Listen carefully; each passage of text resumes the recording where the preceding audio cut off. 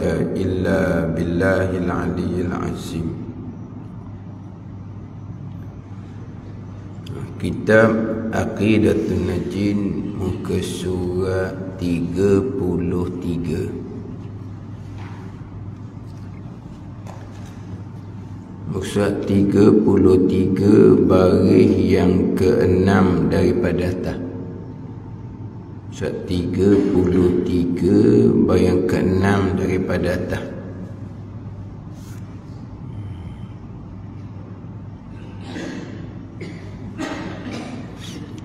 Qala al-muallifu rahimahullahu ta'ala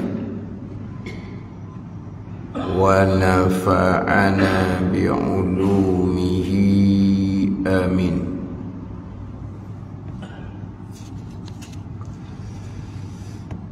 Bermula Tuhan kita subhanahu wa ta'ala, ada baginya bagi Tuhan kita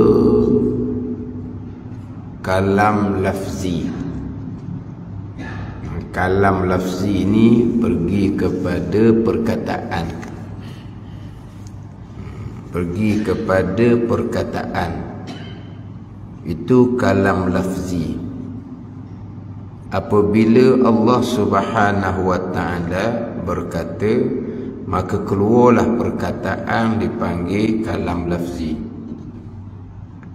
Dengan makna bahawasanya menjadi ia Tuhan kita Allah Subhanahu wa ta'ala, dengan makna bahawasanya menjadi ia Tuhan kita Allah Subhanahu wa ta'ala, akan kalam lafzi menjadi ini pada luh mahfuz. Pada luh mahfuz. Luh mahfuz ni atas daripada langit yang ketujuh. Maka menunjuk ia kalam lafzi pada hurufnya atas bahawa bagi Allah Ta'ala, yakni ada bagi Allah Ta'ala itu kalam nafsi. Ada bagi Allah Ta'ala itu kalam nafsi. Ini bicara kalam nafsi, kalam lafzi.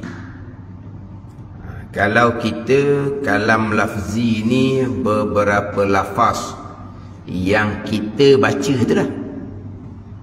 Kalam lafzi itu beberapa lafaz yang kita duk baca di dalam Al-Quranul Karim. Itu kalam lafzi.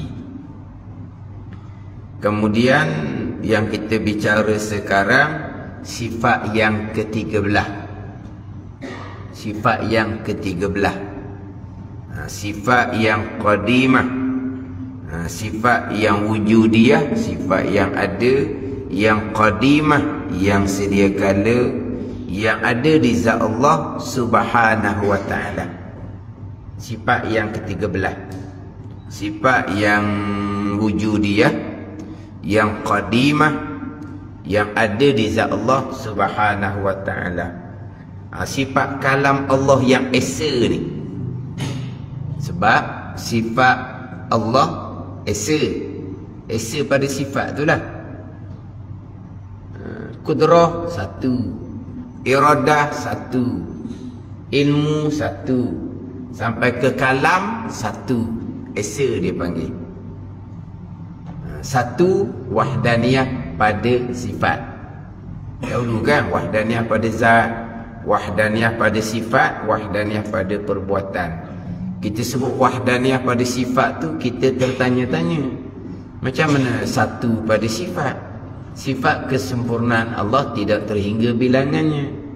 Yang wajib dia ketahui secara tafsir 20. Dah satu, macam mana dah 20? Yang wajib diketahui atas nataf satu macam mana? Satu bagi tiap-tiap satu sifat. Kudrah satu, iradah satu. Perbuatan Allah yang bersifat dengan kudrah, yang berlaku ni semua perbuatan Allah Ta'ala lah. Ada ni? Sifat ilmu Allah satu. Apa perkara yang Allah ketahui, tidak ada penghujung lah. Banyak tiada ada penghujung lah. Apa yang Allah Ta'ala mengetahui dengan sifat ilmu Allah yang satu. Barang yang Allah ketahui tidak ada penghujung dengan sifat ilmu yang satu. Jadi sifat kalam Allah satu. Jadi sifat kalam Allah, sifat yang ke-13 ni dia panggil kalam ismi ataupun kalam nafsi. Dia bahasa Arab ni dipanggil kalam belaka. Bahasa Arab dia panggil kalam belaka. Walaupun kalam tu ada beberapa bahagian, dia panggil kalam belaka. Cuma apabila itlaq kalam, itlaq pada ni sebut kalam, kalam mana tu? Pergi kepada kalam sifat yang ke-13. Kalam ismi ataupun kalam nafsi. Kalau itlaq ada ni. Kita balik pada kita lah. Kita tak tahulah macam mana kita menggunakan perkataan. Yang pertama, Allah jadikan sifat kalam di lidah kita. Apabila ada sifat kalam di lidah kita, maka kita pun berkata-kata. Bila kita berkata-kata, keluarlah perkataan. Satunya, Allah jadikan sifat kalam di lidah kita. Apabila kita ada sifat kalam, kita pun berkata-kata. Bila kita berkata-kata, keluar perkataan. Faham tak tu? Bahasa Arab, kalam, sifat kalam di lidah kita dipanggil kalam. Kita berkata-kata dipanggil kalam. Keluar perkataan dipanggil kalam. Itu bahasa Arab.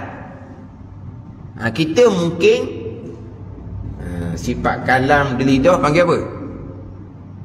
Kita ada berkata-kata, keluar perkataan. Berkata-kata, keluar perkataan. Kita berkata-kata kerana di lidah kita ada sifat kalam. Kita tak cakap bahasa moden kita, di lidah ada sifat kalam. Kita cakap mana? Berkata-kata itu yang kedua. Keluar perkataan itu yang ketiga. Yang pertama, sifat kalam di lidah kita panggil apa? Jangan reka itu je, kau pening mana dengar. Aku nak tanya kau sekolah ni. Berkata-kata tu yang kedua. Keluar perkataan tu yang ketiga. Kita boleh berkata-kata kerana Allah letak sifat kalam di lidah kita. Kalau Allah tidak letak sifat kalam di lidah kita, maka kita bersifat dengan bisu. Ada ni. Orang yang bisu tak ada daging lidah.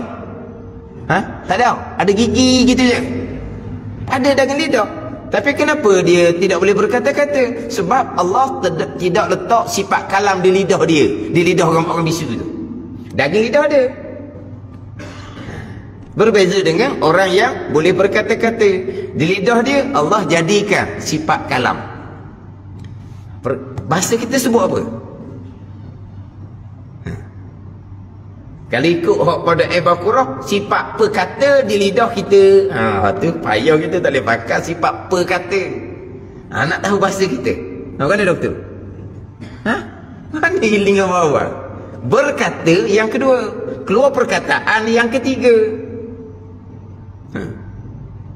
Terkadang berkata, Allah serok suara tak keluar. Mana dia berkata tapi tidak keluar perkataan. Sebab apa? Serok. Tapi dia berkata ke tak? Dia berkata-kata. Gerak mulut dia berkata-kata. Tapi tak keluar perkataan sebab dia serok. Tapi berkata-kata, keluar perkataan tu yang kedua, yang ketiga.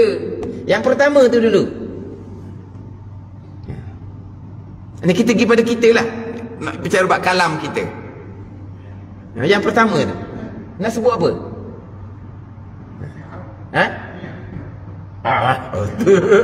Itulah.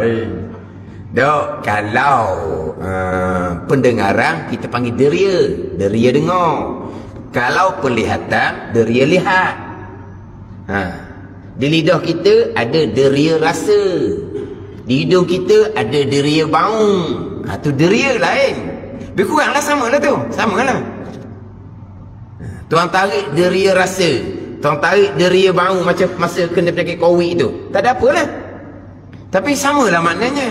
Tuan letak dia dengar di telinga, dia lihat di mata, dia bau di hidung, dia rasa di lidah. Sifat lah orang panggil tu, sifat ma'ani belaka tu. Macam mana dengan sifat kalam yang tuan letak di lidah juga? Panggil apa? Oh, panjang dah ni cakap ni. Nak tahu apa perkataan yang moden-moden? Perkata-perkata tu pada Al-Baqarah. Kita? Ada belajar dulu tapi tak ingat. Allah. Orang ni, orang sekolah. Kita sekolah pokok kita ni. Tak ada SRP, SPM, STP tak ada. Tak ada STP tak ada. Tak ada masuk U. Kalau dah belaka kita ni tau. Dah belaka. Jadi situ ada 3 kalam. Kalam yang ada di kita ni dipanggil kalam nafsi, kalam ismi. Nama bagi satu sifat kalam yang ada di lidah. Itu kalam ismi. Kalam nafsi, kalam yang ada di lidah kita. Bila ada sifat kalam, kita pun berkata-kata, dipanggil kalam masdari. Bila kita berkata-kata, keluar perkataan yang didengari tu, pam tu, dipanggil kalam lafzi. Ada ni. Itu bahasa Arab. Kalam di lidah kita ni dipanggil kalam ismi, kalam nafsi. Sifat kalam yang tuan letak di lidah. Bila ada sifat kalam, kita pun berkata-kata. Itu takluk sifat kalam. Kena kepada kalam masdari. Bila kita berkata-kata, keluar perkataan. Itu panggil kalam lafzi. Kalam lafzi itulah orang duk ambil ya. Orang duk takak suara tu. Orang boleh takak suara, kalam lafzi itulah pam-pam bunyi tu. Atau wujudi arak yang berdiri hawa. Tu. Kalau kita pergi pada bicara sifat kalam Allah. Sifat kalam Allah, sifat yang ketiga belah dipanggil kalam nafsi. Nafsi dengan makna sifat kalam yang ada di zat Allah Subhanahu wa taala. Itu kalam nafsi.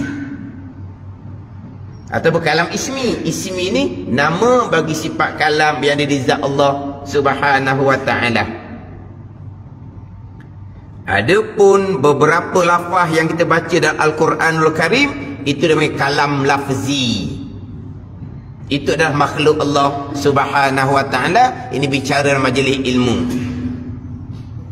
Jadi 2 bicara sekarang ni.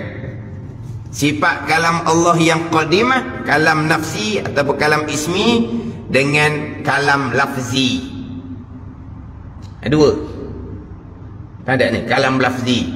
Jadi beberapa lafaz yang kita duk baca dalam Al-Quran tu memang kalam lafzi. Cuma yang pertama kita nak kena faham, satunya kalam, satunya Quran.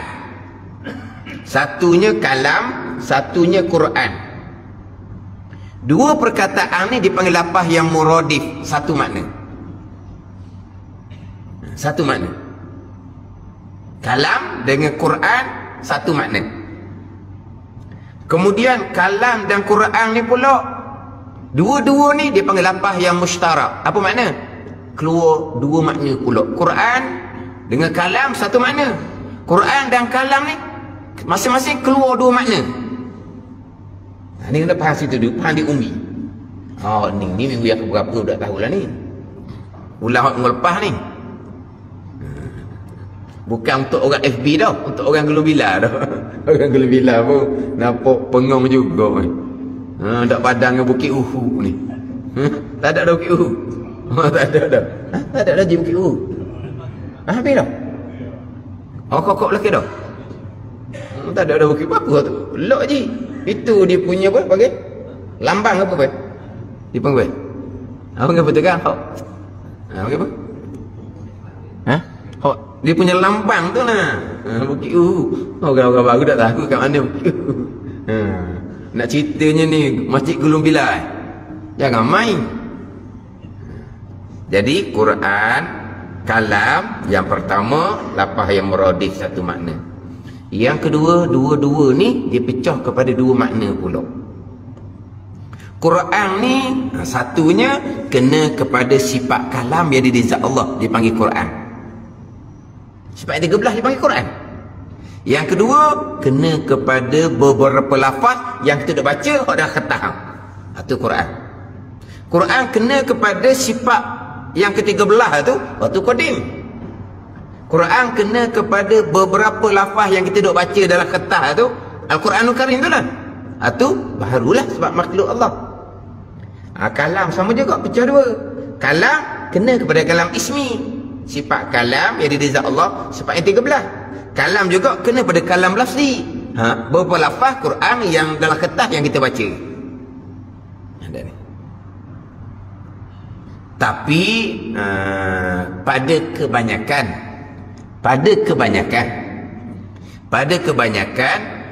kalam pergi kepada sifat yang ke-13.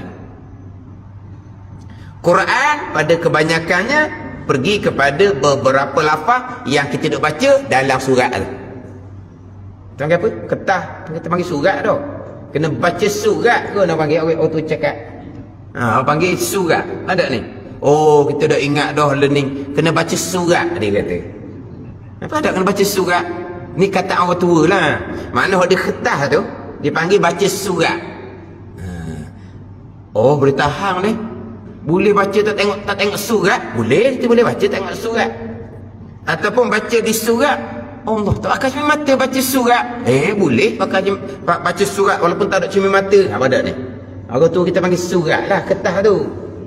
Jadi kebanyakan bila sebut kata Al-Quran, dia pergi kepada beberapa lafaz yang kita baca. Itu baru. Kan? Tapi walaupun berapa lafaz yang kita baca tu baru, macam dahulu bicara dah, wajib kata qadim juga. Bukan hanya kalam sifat 13 je qadim. Itu memang qadim lah. Kita baca berapa lafaz yang kita baca ni wajib kena kata qadim juga. Walaupun hakikinya baru makhluk Allah. Jadi dua bicara sekarang ni. Yang bicara dahulunya kalam lafzi yang kita duk dengar didatangkan contoh firman Allah wala taqrabuz zina. Ni contoh kita. Kalam lafzi yang kita duk baca tu wala taqrabuz zina, kita fahamnya ditegah dia berzina. Ini kalam lafzi. Jikalau Allah buka hijab, buka dinding antara kita dengan zat Allah, kita diperdengarkan sifat kalam Allah. Kita diperdengarkan sifat kalam Allah. Tanda Allah buka hijab antara kita dengan Allah. Kita dengan Allah ni terhijab, terdinding. Kita terdinding dua lapis. Mata pun terdinding, basirah pun terdinding. Tanda ni, kita basar terdinding, basirah pun terdinding. Nabi SAW pada malam Mi'raj, basar pun hilang terdindingnya, dapat melihat zat Allah dengan basar, dengan mata lendir Nabi SAW. Nabi Adam AS, Nabi Musa AS, basar mata lendir, terdinding, tidak pernah melihat zat Allah Subhanahu wa ta'ala. Kemudian selain Nabi SAW, basar terdinding, basirah kita pergi pada awliya. Para anbiya itu manusia yang terpilih. Para sahabat itu cerita orang paling tinggi. Bukan anbiya tapi orang paling tinggi, awliya. Basar terhijab, terdinding. Tapi basirah mereka Tuhan angkat hijab. Basirah mereka setiap saat memandang Allah Subhanahu wa ta'ala. Ini maqam awliya, maqam fana dia panggil. Inilah hak bicara kita tasawuf hakikat, bicara duduk makam ni lah. Duduk makam awliya. Bukan yang lakon, yang memang duduk makam ni. Allah angkat hijab daripada basirah awliya. Adapun kita ni, basar memang terhijab, basirah pun kita terhijab. Dosa kita banyak. Dia tu dosa banyak. Bertaubat pun tidak, semayang pun tak qada lagi. Basirah dia sudah tidak terhijab, dia memandang Allah. Itu bukan memandang Allah, tipu daya syaitan.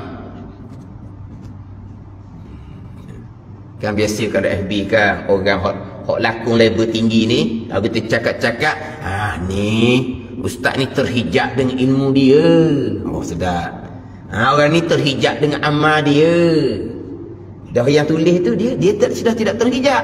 Sebab apa? Di makam aulia. Kata tergamuk tulis gitu ni, ustaz ni terhijab dengan ilmu, terhijab dengan aman. Pandang diri ada ilmu, pandang diri ada aman. Lepas tu dia tak pandang diri ada ilmu. Nak pandang diri ada ilmu macam mana? Dia jahil foto ain, ilmu pun tak ada. Nak pandang ilmu macam mana? Sedap pula dia berlakon. Tu bukan tu, tu tak masuk buk tu. Tu bukan tu. Tu golongan yang tertipu.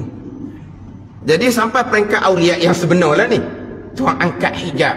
Basirah mereka sentiasa syuhud memandang akan Allah Subhanahu wa taala, nafas demi nafas, saah demi saah. Sesaah je terlupa dosa yang amat besar bagi mereka.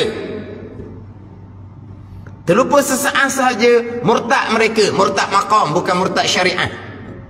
Terlupa sesaah seolah-olah pegang gelas, pegang ni sesaah je. Jadi lah tak rasa apa tu lah. Sesaah je. Pegang ni pegang, sesaah je. Tangan jadi apa? Jadi serubah. Jadi apa? Jadi kebas. Jadi kebas. Pegang molek. Sesaah je. Tangan kebas. Macam jadi gelas. Pecah lah jatuh. Gitulah bagi mereka. Lupa pada dosa sesaah, dosa yang amat besar, dosa hakikat bukan bicara syariat. Hak punyalah, hak perasaan ni, astagfirullah. Apa dia wajib? Lupa ke Tuhan saat ni. Dosa lah mokcik. Sebelum tu 4 orang tak habis-habis. Tapi lupa ke Tuhan. Astagfirullah. Dosanya mokcik lupa ke Tuhan. Allah kata, nak kena akad, nak kena gembah ni. Tapi mokcik kadang tak nak apa. Kalau budak-budak oleh akad gembah tanah. Lupa ke Tuhan dosa. Saat ni lupa ke Tuhan. Lupa semua apa ni? Dia khoyah. Dia baca tinggi-tinggi, dia pun buat mai perasaan. Sebab apa? Bagi apa? Menjiwai. Kan pelakon kan boleh menjiwai kan? Kan pelakon dia boleh menjiwai. Sampai habis watak dia kena berobat. Sebab apa? Dia menjiwai sungguh. Ini samalah ni. Dia buat perasaan. Jadi sekarang kita terhijab dengan Allah Subhanahu wa taala. Jikalau Allah buka hijab. Yang terbuka hijabnya Nabi sallallahu alaihi wasallam. Yang terbuka hijabnya Nabi Musa alaihi salam. Nabi pada malam Mi'raj, Nabi mendengar sifat kalam Allah yang tidak buruk, yang tidak bersuara. Nabi Musa alaihi salam, Allah angkat hijab, diperdengarkan sifat kalam Allah yang tak ada huruf, tak ada suara. Ni diangkat hijab oleh Allah. Jadi Nabi SAW bercakap dengan Allah pada malam Mi'raj. Nabi Musa AS bercakap dengan Allah di Tur Sina. Tapi Nabi Muhammad SAW ni terhijab, ni terangkat hijab, boleh mendengar sifat kalam Allah serta boleh melihat zat Allah Subhanahu wa taala. Adapun Nabi Musa AS terangkat hijab, hanya diperdengarkan sifat kalam Allah, tidak dapat melihat zat Allah Subhanahu wa taala. Itu beza dia. Jadi Nabi yang salam dengar sifat kalam Allah pada malam Mi'raj yang tidak boleh tidak bersuara. Kemudian Nabi Musa AS diperdengarkan sifat kalam Allah yang tidak buruk, yang tidak bersuara. Ini jalanan Imam Asy'ari. Ini jalanan Imam Asy'ari seumpama tu. Sekarang ni kalau ni fardu takdir. Kalau ni fardu takdir, jikalau dihilangkan doa engkau akan hijab. Diperdengarkan sifat ni fardu takdir. Ada ni yang diangkat hijab, diperdengarkan sifat kalam Allah, Nabi SAW dan Nabi Musa AS. Jadi kalaulah diangkat hijab, kita akan dapat mendengar sifat kalam yang qadim, makna yang sama dengan wala taqrabuz zina. Tapi bukan bunyi wala taqrabuz zina, sebab sifat kalam Allah tidak berhuruf, tidak bersuara. Yang kita duk dengarnya kalam lafzi Al-Quranul Karim. Lepas kita baca wala taqrabuz zina, kita apa yang kita faham? Terjahan daripada zina. Kalaulah Allah buka hijab, kita boleh dengar sifat kalam Allah, kita akan dengar sama makna dengan tegahan daripada zina. Ada ni. Itu kalam nafsi. Sifat kalam Allah yang qadimah, yang esa, yang ada di zat Allah subhanahu wa ta'ala, yang tidak bercerai daripada zat Allah subhanahu wa ta'ala.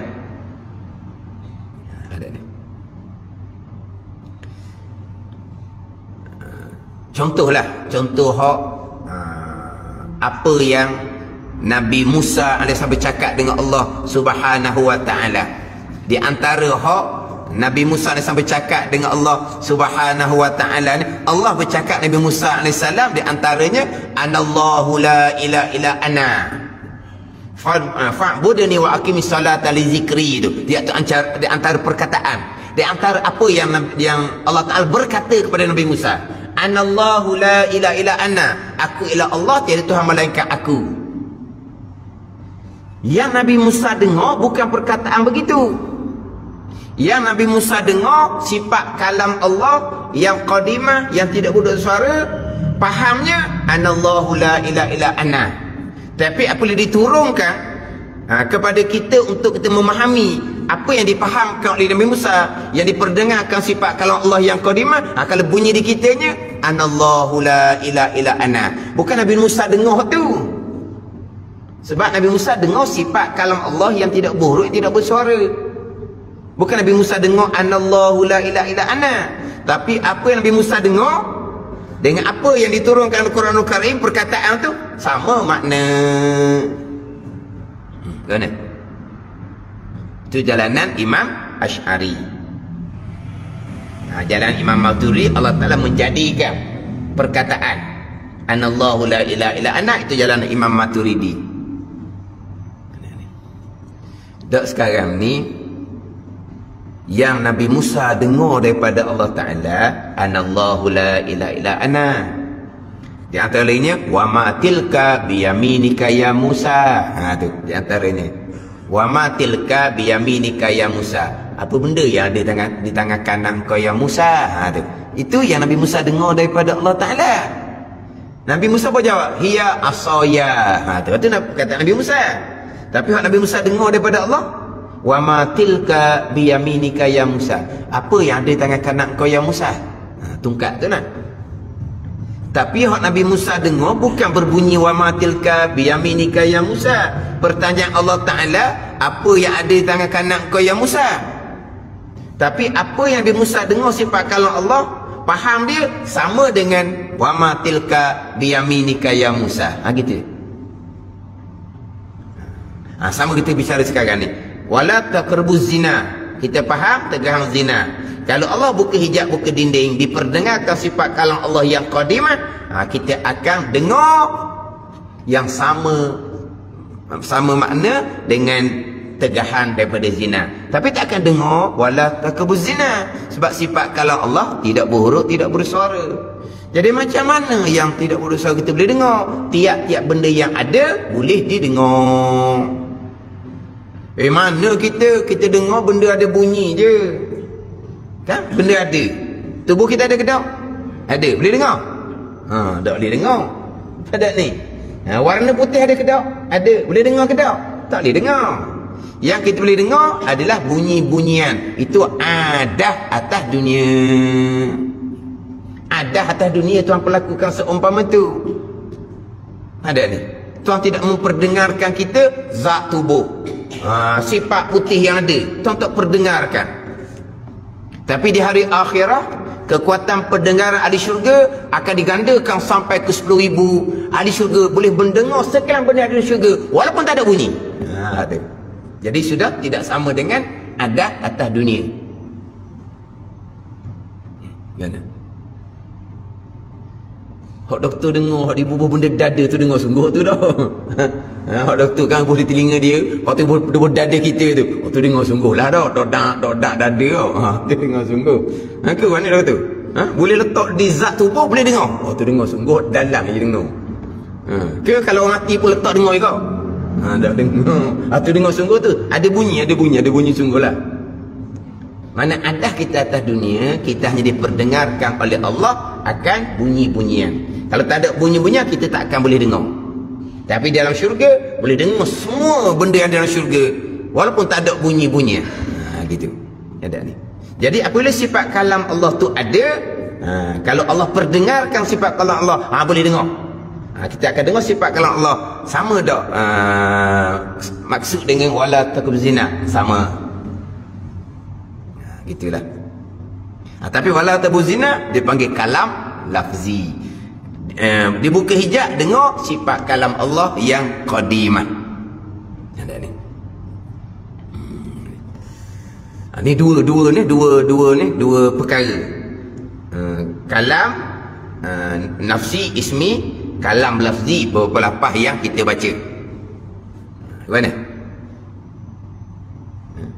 Yalah kita bicara sifat 13. Kalam Allah. Kita bicara Al-Quranul Karim yang kita duduk cium, kita duduk baca, kita duduk buka tutup tu, kita sebut sebagai kalamullah.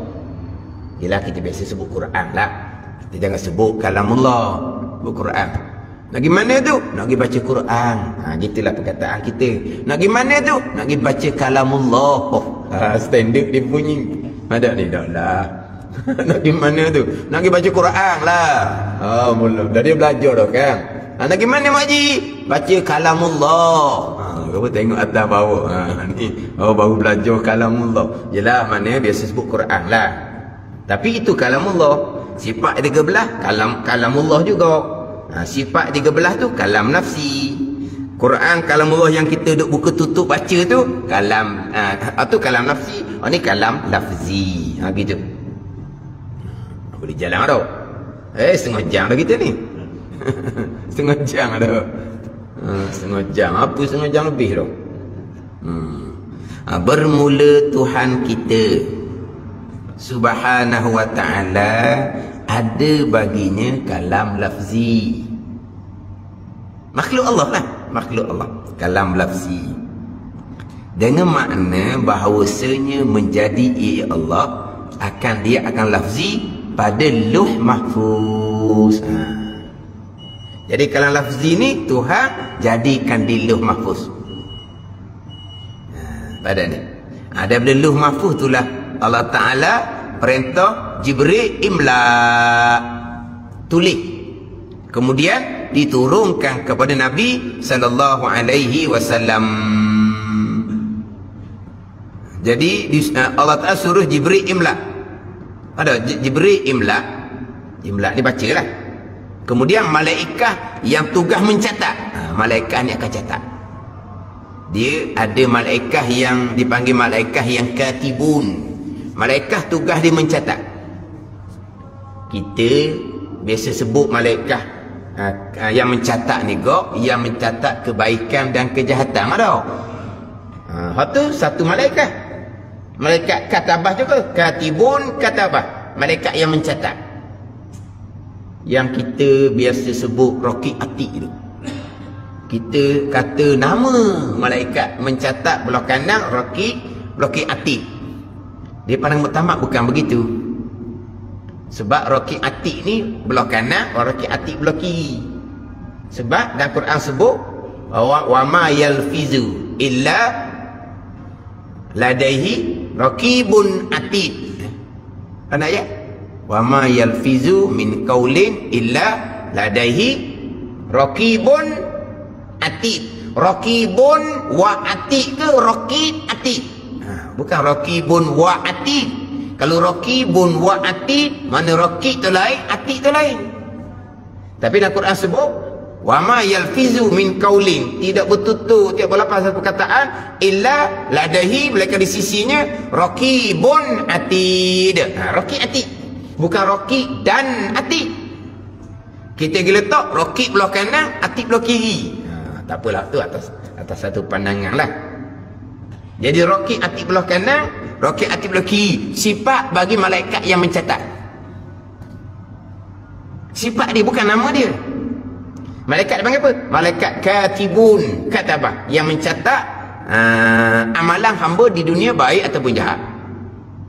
Dia ada malaikat yang mencatat daripada Lauh Mahfuz kepada seluruh malaikat untuk mentadbir alam apa yang akan berlaku.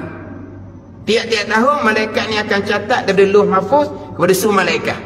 Diserah kepada malaikat yang mentadbir alam. Itu malaikat katabah dia panggil. Dan satu lagi malaikat katabahnya Jibril alaihissalam imla. Kalam lafzi yang di lauh mahfuz imla, pada imla. Baca, kemudian malaikat katabah tulis pada imla. Orang sekolah Arab kan diimla kan, pada imla. Imla ni ginilah, imla ni ada kan, dulu orang tua dah pandai menulis. Dia pun tu kata, lepas tu anak dia pun tulis surat. Mak nak tulis dah pandai nulis. Jadi mak pun panggil lah anak dia. Dia pun kata-kata anak dia pun tulis. Itu dipanggil imla. Seorang kata, seorang tulis. Jadi sekarang ni Allah menjadikan lafzi pada lauh mahfuz. Allah perintah Jibril imla, malaikat katabah pun tulis. Maka diturunkan kepada Baitul Izzah. Inna anzalnahu fi lailatul qadri. Diturunkan mana tu? Daripada lauh mahfuz kepada Baitul Izzah, di langit yang pertama. Baitul Izzah ni dengan Kaabah ni, mana kalau buang batu daripada Baitul Izzah, ngam-ngam tengah Kaabah. Tu Baitul Izzah dengan Kaabah ni pada ni ngam-ngam lah. Kalau buang batu dia ngam-ngam. Diturunkan pada Baitul Izzah, kemudian diturunkan secara apa beruncit panggil. Beruncit dah panggil dah. Turun daripada lauh mahfuz ke Baitul Izzah, turun secara tu pada secara banyaklah. Kemudian daripada Baitul Izzah secara itu panggil runcit lah dah. Turun satu ayat. Jadi di lauh mahfuz tu kalam lafzi yang Allah jadikan. Turun pada Nabi sallallahu alaihi wasallam, kemudian secara satu peringkat, secara berperingkat. Turun secara berperingkat. Lepas tu Nabi baca, dihafal oleh sahabat. Masa tu dihafal oleh sahabat. Kemudian timbul sahabat 70 orang yang dibunuh apa semua tu kan, yang dihantar untuk berdakwah tu. Maka timbullah macam mana kalau hafazan ni dilupakan. Maka timbullah dicatat, dihimpun, dicatat pada helaian kulit kambing lah dulunya. Akhirnya dihimpun pada masa Sayyidina Uthman radhiyallahu anhu. Sampai tu pekat ditambah pula dengan titik, ditambah dengan baris, sampailah pada masa kita boleh baca. Itu panggil apa tu? Kalam lafzi, makhluk Allah Ta'ala. Asalnya Allah jadi kalam lafzi di lauh mahfuz, turun kepada Baitul Izzah. Inna anzalnahu fi lailatul qadri tu turun pada Nabi sallam. Jibril baca pada Nabi ingat, Nabi baca, sahabat yang ingat. Akhirnya ditulis, lepas tu dihimpun. Akhirnya dia tadilah tambah baris, tambah titik sampai masa kita. Itu dipanggil kalam lafzi, makhluk Allah Subhanahu wa taala. Tapi ni hak wajib kena kata koding ni yang kita bicara dahulu. Ini majlis ilmu ni, majlis ilmu. Jangan kerak sekat-sekat nak masuk TikTok, jangan ni. Pada ni dia faham kok lain pula nanti. Hak kita duk belajar ni pun hak ulang ni pun mana kita makan kat koko minda. Makan koko minda. Kita ada koko minda sekarang ni. Koko minda. Tu makan apa dah tu? Nawi jadi geliga sikit, geliga.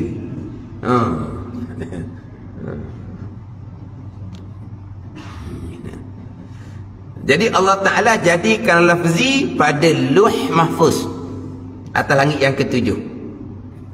Di lauh mahfuz ni lah Allah Ta'ala perintah qalam mencatat apa yang akan berlaku. Di lauh mahfuz ni lah ada qadar yang mu'allaq, qadar yang mubram.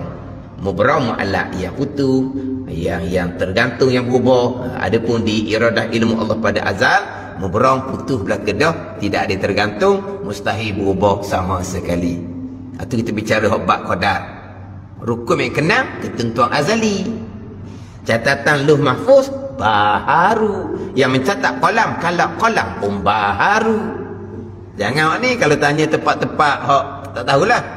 Catatan lauh mahfuz azali ke baharu? Azali. Awak habis azali.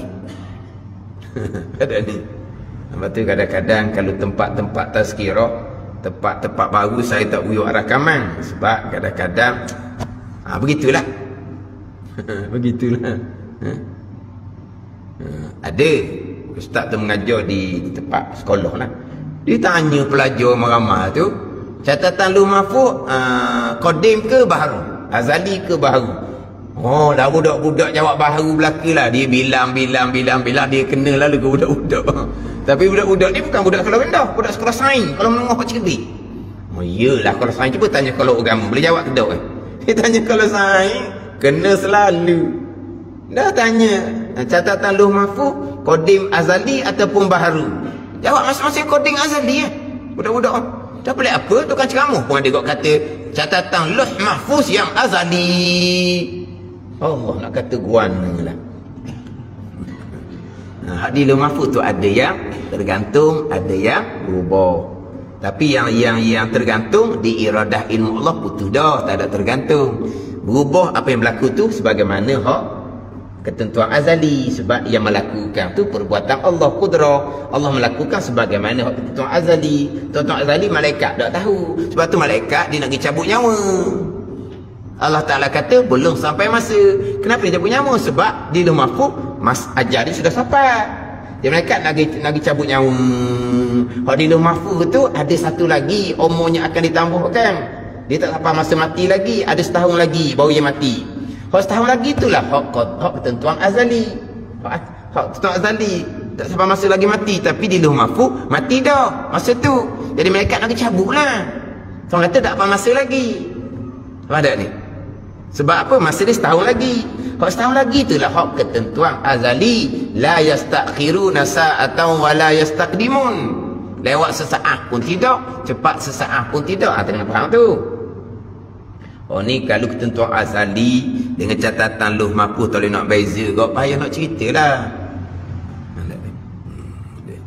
Jadi Allah Ta'ala jadikan kalam lafzi pada Lauh Mahfuz, maka menunjuk ia kalam lafzi pada uruf, pada kiraan uruf agama ni atas bahawa bagi Allah, yakni ada bagi Allah Subhanahu wa ta'ala itu kalam nafsi.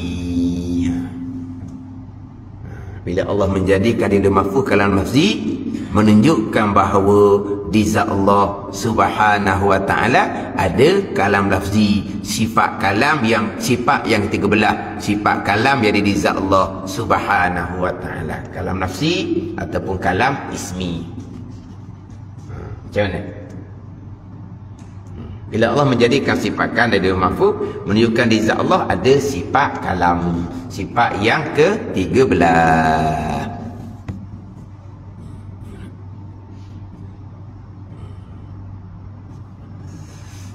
Dan hasilnya,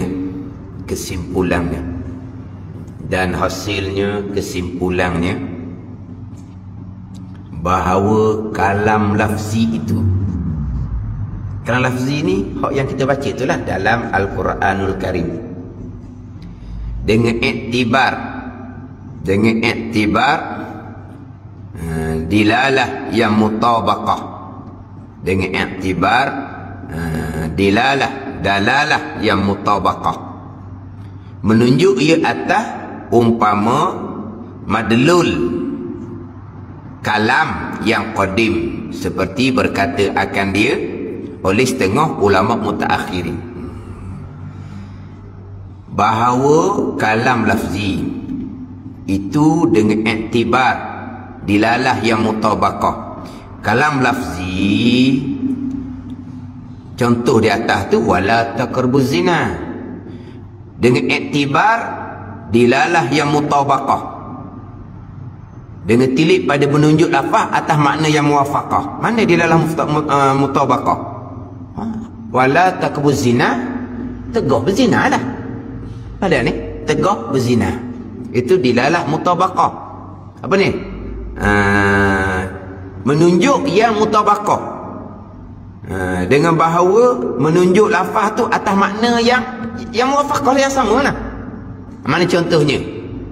Wa huwa ala kulli syai'in qadir, dan ya Allah tu amat kuasa.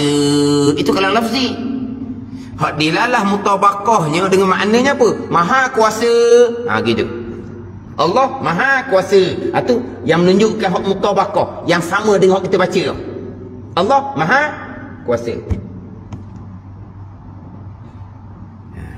Satu laginya dilalah iltizam, menunjuk yang lazim. Lazim macam mana? Bila Allah Maha Kuasa, adalah sifat kudrah di zat Allah. Atau dipanggil dilalah iltizam. Sekarang wa huwa ala kulli syai'in qadir, menunjuk lafaz tu atas makna apa? Allah Maha Kuasa, Allah amat kuasa. Itu dilalah mutabaqah. Lafaz tu menunjukkan atas makna yang sama. Lafaz dengan makna Allah Maha Kuasa, itu dilalah mutabaqah. Dilalah iltizamiyah, Allah Maha Kuasa. Di zat Allah kena ada sifat kudrah lah. Itu dilalah iltizam dia panggil. Lazim daripada Allah yang Maha Kuasa menunjukkan apa? Ada sifat kuasa di zat Allah. Contohnya wa huwas samiul basir. Itu kalam lafzi, wa huwas samiul basir. Dan ya Allah yang Maha mendengar lagi Maha melihat. Apa di dalam mutabaqah dia? Yang menunjuk lafaz atas makna apa dia? Maknanya Allah mendengar, Allah melihat. Allah Maha mendengar, Allah Maha melihat. Di dalam iltizamnya pula menunjuk atas belaziman. Kalau Allah mendengar, melihat, lazim dia ke ada sifat sama lah di zat Allah, ada sifat basar di zat Allah. Tapi kalam tu ada ke cerita di zat Allah ada sifat sama? Tak. Di dalam mutabaqahnya kalam tu cerita Allah Maha mendengar, Allah Maha melihat. Itu di dalam mutabaqah. Mana apa ni? Menunjukkan lafaz tu atas makna apa? Atas makna Allah Maha mendengar, Allah Maha melihat. Dia menunjuk selapis lagi. Dilalah iltizam, menunjukkan bahawa lazim daripada Allah yang Maha mendengar, lazim daripada Allah yang Maha melihat, ada sifat sama, ada sifat basar. Ni hak Mu'tazilah tolak Sebab Quran tak kata di zat Allah ada kudrah. Quran tak kata di zat Allah ada sama basar. Quran di dalam mutabaqahnya Allah Maha Kuasa, Allah Maha mendengar, Allah Maha melihat. Tu je Quran beritahu. Itu di dalam mutabaqah. Ada ni. Quran tak beritahu pun di zat Allah ada sifat Allah. Tak ada. Tuhan di dalam mutabaqah maksud tak ada. Hanya Mu'tazilah tolak. Sebab Quran tak beritahu. Tapi ahli sunnahnya dia ada dilalah iltizam pula, menunjukkan atas lazim daripada Maha Kuasa ada sifat kudrah di zat Allah, lazim daripada Maha mendengar ada sifat sama di zat Allah, lazim daripada Maha melihat ada sifat basar di zat Allah. Ni dua. Satu dilalah mutabaqah, tilik pada menunjuk lafaz tu atas makna yang muafakat. Ada ni. Bahawa kalau lafzi itu dengan iktibar dilalah yang mutabaqah, menunjuk ia atas umpama madlul.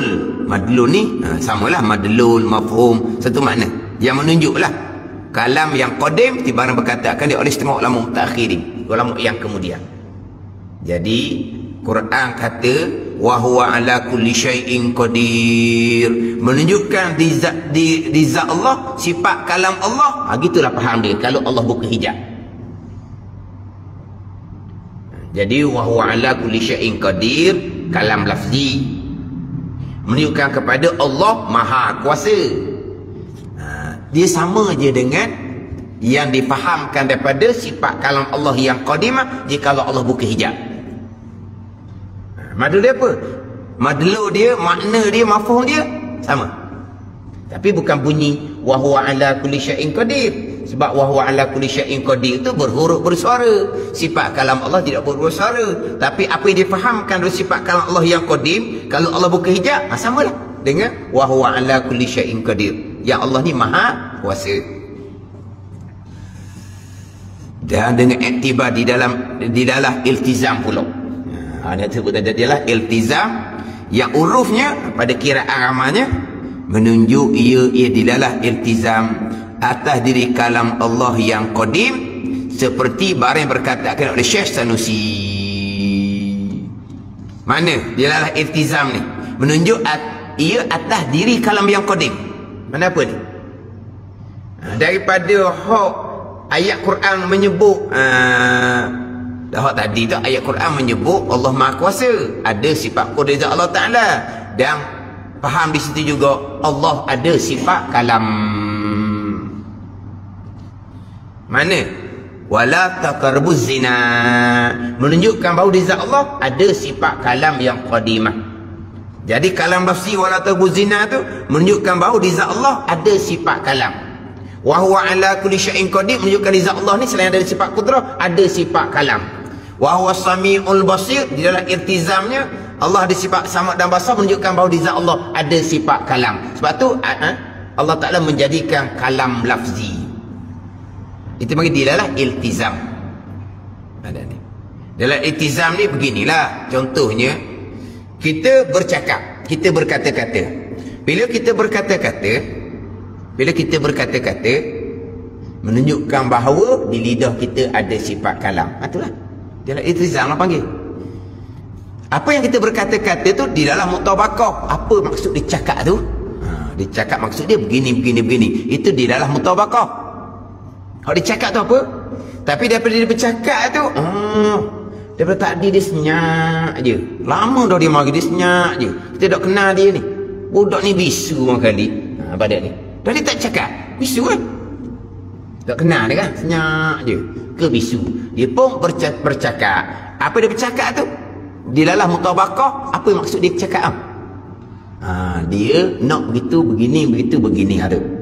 Di dalam iltizamnya apa? Menunjukkan bahawa dia ada sifat kalam. Memang sah lah. Dia ada sifat kalam lah. Dia takkan boleh berkata-kata. Tapi yang pertama, apa yang dia bercakap tu, kita faham kehendak dia. Itu di dalam mutabaqah. Di dalam iltizamnya, dia ada sifat kalam. Cuma jenis mulut tak ada. Mulut tak ada. Mulut tak banyak gitu panggil. Panggil mulut tak banyak tu. Orang lain mulut banyak. Mulut banyak tu kan? Banyak mulut. Banyak mulut. Lah, pipi lagi, dagu lagi, penuh mulut. Dah banyak mulut. Jadi dia bercakap, kita faham apa yang makna yang muafakat yang dia cakap. Kita faham dia nak minta pertolongan. Tu dia dalam mutabaqah. Ada ni. Dia dalam mutabaqah tu dah ilmu mantik lagi tu. Tapi dia dalam iltizamnya apa? Dia kena ada sifat kalam, bukan bisu. Nampak macam bisu je. Gitu je lah. Ada ni.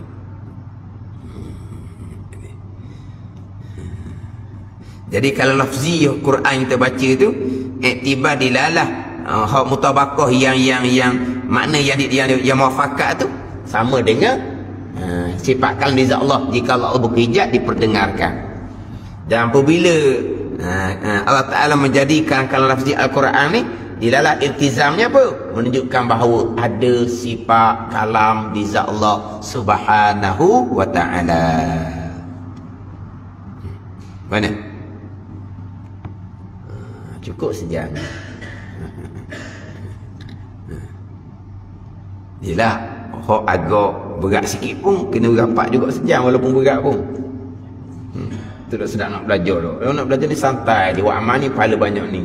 Wa amal ni pahala banyak ni kita bagi mu jannatul ma'wa, mu jannatul firdaus. Tak sedap tu kan. Mati pejam rapat mata ahli syurga dah. Dia wa amal naik makam pula dah sekali lagi ni. Jannatul firdaus dah lah jadinya. Awak amal kita buat sedap dah. Beramal boleh seminggu dua, sebulan dua, rasa dah beza. Cepat naik makam. Tu baru sedap. Dan yang bicara ni ialah kadang-kadang kita masa sengaja dulu gitu juga. Faham? Faham? Faham? Cuba cerita. Gitu lah. Dah masa kita belajar pun sama juga. Faham? Cuba cerita. Tak boleh cerita. Faham ke mana? Faham. Tak boleh cerita. Mula-mula gitulah, satu peringkat. Kalau mula-mula kadang-kadang faham sikit-sikit, samar-samar. Lepas tu tambah sikit. Faham molek setakat diri. Cerita, tak boleh cerita. Gitulah. Atas satu peringkat atas kurniaan Allah Subhanahu wa Ta'ala. Intaha Baijuri ataupun Bajuri, tempat ambilan dia dalam Baijuri, Hasyiah Pekoh tu lah. Dalam Baijuri ataupun Bajuri. Dan telah muwafaqah segala ulama adalah kalam Allah itu tiada berdiri ia pada dua zat. Sifat kalam hanya ada di zat Allah, tidak ada di zat yang lain. Sifat kalam yang qadimah ada di zat yang qadim lah. Dan sifat kalam di lidah kita ni itu sifat yang baharu. Sifat kalam Allah yang qadimah, sifat kalam lidah kita yang hadisah, yang baru. Sifat kalam yang qadimah hanya ada pada zat Allah Subhanahu wa ta'ala jua. Wallahu a'lam. Bismillahirrahmanirrahim. Alhamdulillahirabbil alamin. Wassalatu wassalamu ala sayyidil mursalin wa ala alihi wa sahbihi ajma'in. Allahumma aftah alaina futuhal arifin. Allahumma allimna ilma akadamin wa fahimna famasabikin warzuqna ruqat talibin. Allahumma zidna ilman wa alhiqna bis salihin. Wa sallallahu ala sayyidina Muhammadin wa ala alihi wa sahbihi wa sallam. Walhamdulillahirabbil alamin.